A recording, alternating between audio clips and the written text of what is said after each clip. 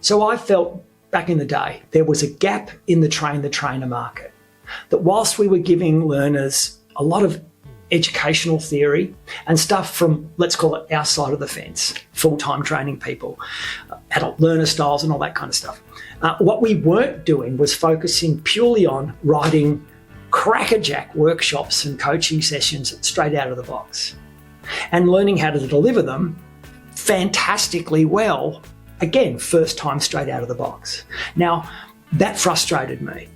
And whilst I was pumping people's minds full of, as I say, educational theory, what they weren't learning was the stuff they were actually coming to the course to learn, which was, make me good first time. I only do this a couple of times a year. I work in accounting. I work in general HR. I work in operations. Yes, I have to do toolbox meetings sometimes. Yes, I have to turn an agenda item in a meeting into a 25-minute training session a couple of times a year. But I'm not you. I'm not a full-time trainer. Don't pump me up with all of your industry stuff. Make me good every time I do it, whilst accepting and acknowledging there may be months between me doing it at all.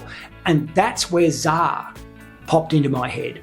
The difference is it's a writer's model. Let me explain. I also work in musical theatre and in screenwriting.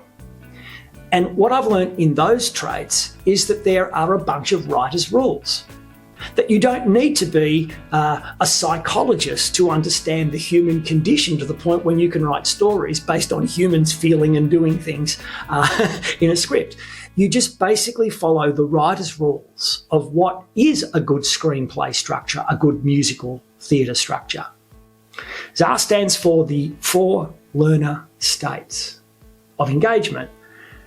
In other words, the 4 states of mind, emotion, that allow the learner to actually learn continuously and in an engaged way in the session. The first state is curiosity, C. The second is the contrasting state of study. The third is, again, the contrasting state of application.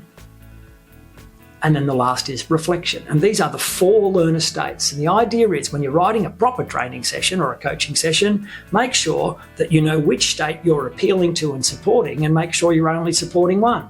And they are the first 2 writer's rules that make people great first time.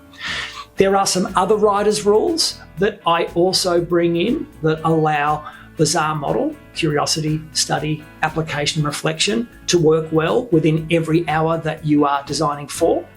There are, for example, the rules of variety. It's as simple as this. If you did a role play last time, don't do a role play next time. And therefore, there will be variety in your choices and people will be engaged. Their attention will be rebooted. It is not rocket science.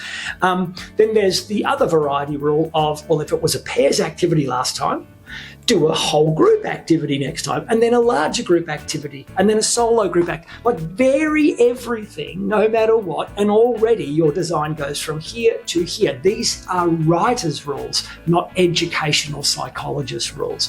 Now, what we've found, therefore, with CSAR as a train-the-trainer basis is we've knocked that 3rd day out of the park. We don't do a 3rd day. We do what most people do in 3 days in 2 days. And that's for a general audience.